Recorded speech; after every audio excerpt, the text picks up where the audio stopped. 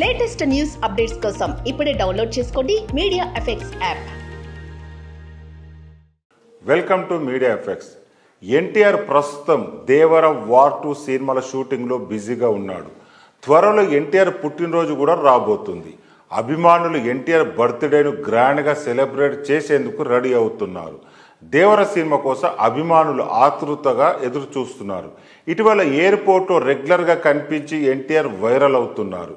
ఎప్పుడు సినిమాలతో సోషల్ మీడియాలో ట్రెండ్ అయ్యే ఎన్టీఆర్ తాజాగా ఓ కేసు విషయంలో వైరల్ అవుతున్నారు. జూనియర్ ఎన్టీఆర్ ఒక ల్యాండ్కు సంబంధించిన వివాదంలో హైకోర్టును ఆశ్రయించారు. జూబ్లీహిల్స్ రోడ్ నంబర్ 75లో ఉన్న ఓ ప్లాట్ విషయంలో ఎన్టీఆర్ కోర్టుకెళ్లారు. 2003లో గీతాలక్ష్మి అనే మహిళ నుండి ఎన్టీఆర్ ప్లాట్ కొనుగోలు చేశారు.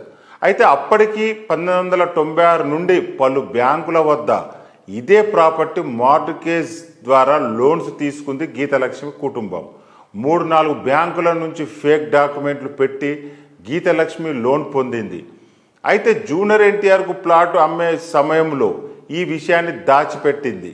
ప్లాట్ అమ్మేటప్పుడు కేవలం ఒక్క బ్యాంకులో మాత్రమే మార్ట్గేజ్ ఉన్నట్టు ఎన్టీఆర్కు చెప్పింది. చెన్నైలో ఒక బ్యాంకులో లోన్ క్లియర్ చేసి డాక్యుమెంట్స్ తీసుకున్నారు తారక్. 2003 నుండి ఎన్టీఆర్కు ప్లాట్ ఓనర్గా ఉంటున్నాడు. అప్పటి నుండి పలు బ్యాంకు మేనేజర్లతో ఈ ప్లాట్ విషయంలో వివాదం కొనసాగుతుంది.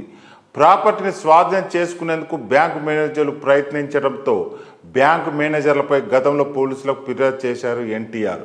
2019లో అదే వ్యవహారంలో పోలీసు ఛార్జ్షీట్ నమోదు చేశారు.